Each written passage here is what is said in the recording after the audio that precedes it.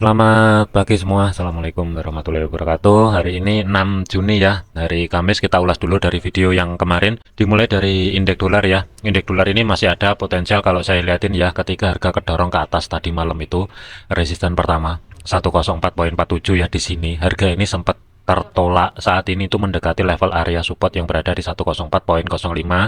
Cuman sebagai physical price levelnya itu berada di 104,00.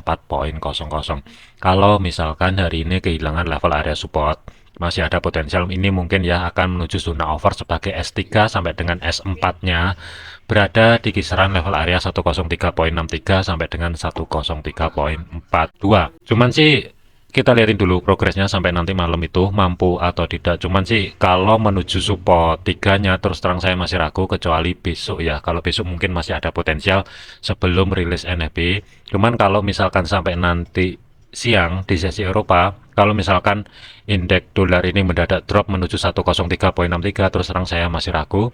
Kuncinya adalah zona yang saya blok di sini ya. Saya blok merah ini selama batas bawah tersebut aman, tidak mampu membuat low baru, masih ada potensial ya. Yang saya khawatirkan itu sideways di kisaran 104,05 sampai dengan 104,33. Batas maksimal adalah resisten yang berada di 104,47. Jadi kesimpulannya sebelum rilis NFP masih ada potensial ya, mungkin akan sedikit sideways. Kalau kita lihatin dari kalender ekonomi besok ini hati-hati ya, NFP itu diperkirakan positif, pendapatan per jam itu diperkirakan ada peningkatan dari yang sebelumnya 0,2% itu diperkirakan meningkat menjadi 0,3%. Kemudian NFP-nya sendiri itu kan 175, diperkirakan ada kenaikan sebesar 185.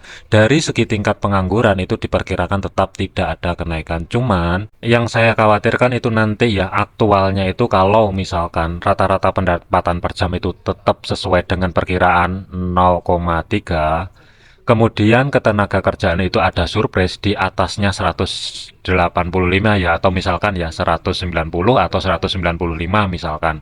Kemudian tingkat pengangguran ini ada sedikit penurunan, mungkin ya data yang akan keluar kalau misalkan 3,8 ini cukup untuk ngedorong indeks dolar itu mendadak naik secara signifikan, itu yang mesti diantisipasi untuk besok ini ya. Jadi hati-hati untuk NFP besok ini masih ada potensial mungkin akan ngedorong penguatan untuk indeks dolar, dan ini mungkin ada hubungannya dengan pair yang berhubungan dengan USD ya. Selanjutnya masuk ke teknikalnya gold ya. Gold itu zona pantaunya ini sudah mendekati level area resisten keduanya weekly yang berada di kisaran 2377 atau zona drop base drop yang saya lingkarin di sini ya. Ini kan bertepatan dengan level area resisten kedua weekly yang berada di 2377. Untuk sesi pagi ini sampai dengan sesi Eropa nanti, zona pantaunya itu di kisaran dua level area antara 2385 sampai dengan 2377. Kalau misalkan tidak mampu terlewati, ini mungkin akan terkoreksi dulu. Zona pantau terdekat itu nanti kita lihatin potensinya itu mampu atau tidak bergerak di antara 2363 sampai dengan 2356. Sebenarnya zona supply-nya atau zona yang di blok merah ini ya, ini sudah kesentuh.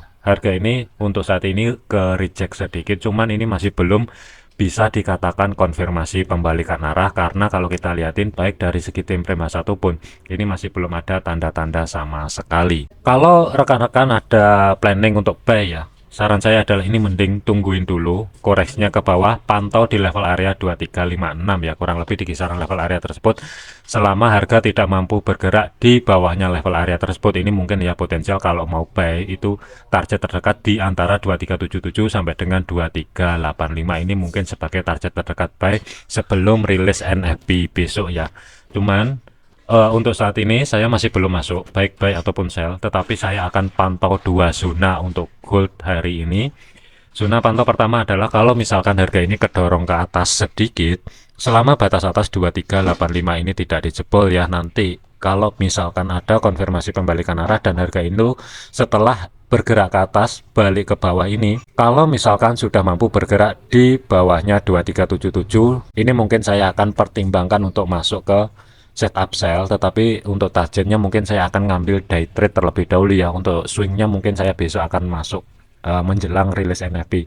Cuman kalau untuk day trade mungkin target terdekat saya mungkin antara 2356 sampai dengan 2347 terlebih dahulu mampu atau tidak, nanti kita liatin progresnya ya.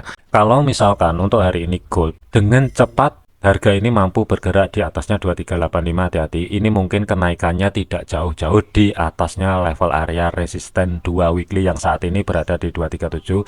Sedikit hati-hati kalau misalkan saya ukur ya dari kenaikan awal kemarin, ruang gerak sampai dengan harga tertinggi saat ini itu perkiraan ya, ini sudah mencapai level area 400 pip. Masih ada potensial koreksi dari segi time frame kecilnya. Zona pantau koreksinya itu terdekat ya kalau mau day trade 2363 sampai dengan 2356. Mungkin untuk planning yang lebih jelas mungkin saya akan update di video yang nanti malam ya. Intinya saya masih belum masuk sell. Saya akan liatin dulu progresnya itu seperti apa. Kalau misalkan hari ini 2385 belum mampu terlewati ya, ini mungkin saya akan pertimbangkan 60%, mungkin saya akan coba masuk sell, tetapi dengan risiko stop lossnya itu mungkin saya akan taruh di kisaran level area 2398 kurang lebih ya, kalau misalkan saya gambar.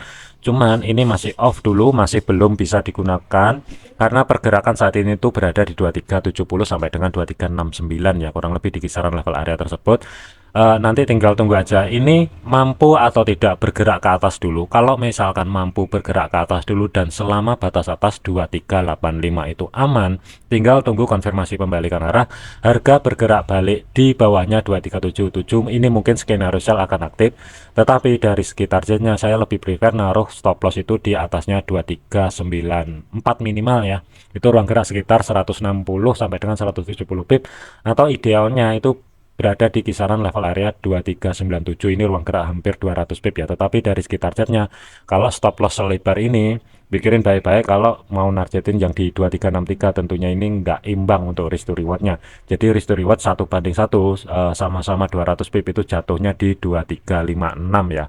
Atau kalau mau day trade sebenarnya sih nggak terlalu lebar-lebar, untuk stop lossnya juga nggak masalah sih. Intinya adalah di atasnya 2391 kurang lebih, kasih ruang gerak ya. Kemudian kalau misalkan harga ini tidak mampu menyentuh level area 2377, kalau misalkan terkoreksi ke bawah terlebih dahulu, hati-hati di kisaran zona yang saya blok merah yang berada di 2356. Masih ada potensial kalau misalkan di sini nanti ya, ini yang saya khawatirkan mendadak spike ke atas menguji level area resisten pertama, resisten kedua weekly di kisaran level area 237, baru ini drop secara signifikan. Ini yang saya khawatirkan. Tetap hati-hati di level area di antara 2377 sampai dengan 2356. Kesimpulannya saya masih netral dulu, wait and see dulu. Kalau misalkan dia turun mendekati level area 2356, mungkin saya akan memanfaatkan cari ancang-ancang setup buy dengan targetnya adalah sedikit di bawahnya 2377. Tetapi kalau dia naik dulu menguji level area resisten 2 weekly ya, ini mungkin saya akan pertimbangkan terlebih dahulu. Setelah nanti ya ada konfirmasi pembalikan arah yang valid, mungkin saya akan coba masuk sell terlebih dahulu. Oke, itu mungkin gambaran saya untuk gold pagi ini ya. Hati-hati, stay safe. Memang kalau kita liatin sudah mampu keluar dari channel sideways-nya dia, tetapi dari segi targetnya itu pun dengan cepat bergerak ke atas, level areanya itu mendekati 2377. Sedikit hati-hati, masih ada potensial yang saya khawatirkan sebelum ada pergerakan yang secara signifikan. Ini mungkin akan bermain-main di antara dua zona di sini, ini yang saya khawatirkan. Kalau di Outlook kemarin yang saya posting di hari Sabtu kemarin ya, zona pantaunya idealnya untuk cari ancang-ancang setup swing sell itu berada di kisaran level area 2377 sampai dengan 2385. Bisa dicek lagi uploadan saya di video yang sebelumnya ya, yang saya upload di hari Sabtu, Outlook Gold kurang lebih ya, judulnya cari sendiri. Nanti kalau misalkan dari swing memang sih targetnya itu berada di 2306, tetapi kalau mau masuk sekarang ini belum waktunya untuk entry posisi sell, dikarenakan baik dari segi time frame H1, H4 pun masih belum ada konfirmasi yang valid yang mengidentifikasikan berakhirnya tren jangka pendek dari tanggal kurang lebih ya 23 Mei sampai dengan sekarang ini akan berakhir untuk uptrendnya. Tetapi kita lihatin dari segi time frame kecilnya. Kalau time frame gedenya ini statusnya masih uptrend, kemudian batas normal koreksi kalau time frame gedenya daily ataupun weekly itu 2219. Memang ada level di area tersebut, cuman saya nggak prefer nargetin sampai sejauh itu ya. Ini tentunya ini butuh waktu yang mungkin sedikit lama.